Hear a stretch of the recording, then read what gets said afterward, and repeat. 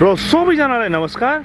आजको भिडियोमा विशेष गरी हजुरहरूको लागि मैले बाँझो जमिनमा पनि हामीले बाँझो जमिन बाँझो नराखौँ, केही न केही लगाऊँ र आत्मनिर्भर बनाऊँ भन्ने एउटा उदाहरणको सहित मैले हजुरहरूको लागि एउटा नेपालमै गर्न मिल्ने एउटा खेती त्यसको बारेमा चाहिँ उदाहरण दिँदैछु।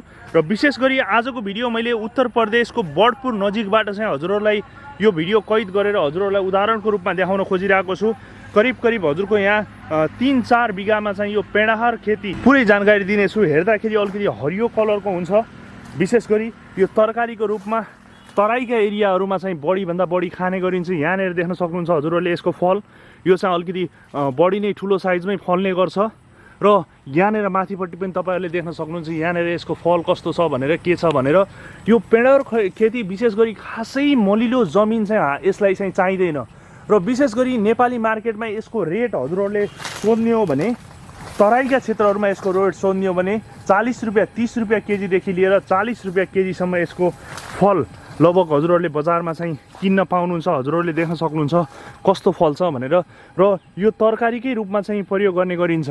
र यो पनि हामीले यसरी व्यावसायिक रूपमा चाहिँ हामीले जस्तो बाँझो जमिन राख्नुभन्दा यो चाहिँ हामीले व्यावसायिक रूपमा चाहिँ गऱ्यौँ भने केही न केही हामीलाई चाहिँ लाभ हुन्छ कि भनेर मैले हजुरहरूलाई केही उदाहरण देखाउन खोजेको छु।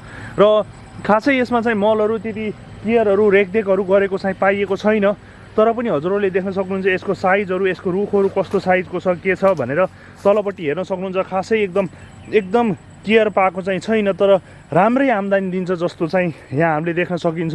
हजुरहरूलाई मात्र मैले भन्न खोजेको के भन्दाखेरि यो पेडाहार खेती जुन विशेष गरी नेपालमा एकदम धेरै कम गर्ने गरिन्छ यो खेती, तर तराईको एरियामा तराईको भूभागमा चाहिँ यसको तरकारी चाहिँ एकदमै राम्रो मानेर खाने गरिन्छ। हजुरहरूलाई देखाउन खोजिरहेको छु। र यसरी यो पनि हजुरहरूको लागि चाहिँ एउटा इन्फर्मेसनको रूपमा चाहिँ मैले हजुरहरूलाई दिन खोजेको छु है त।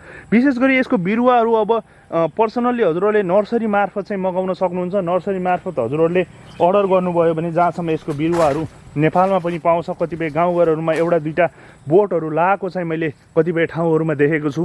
र यसरी एकदम ठुलो सङ्ख्यामा ठुलो मात्रामा चाहिँ यो खेती गरिएको छ।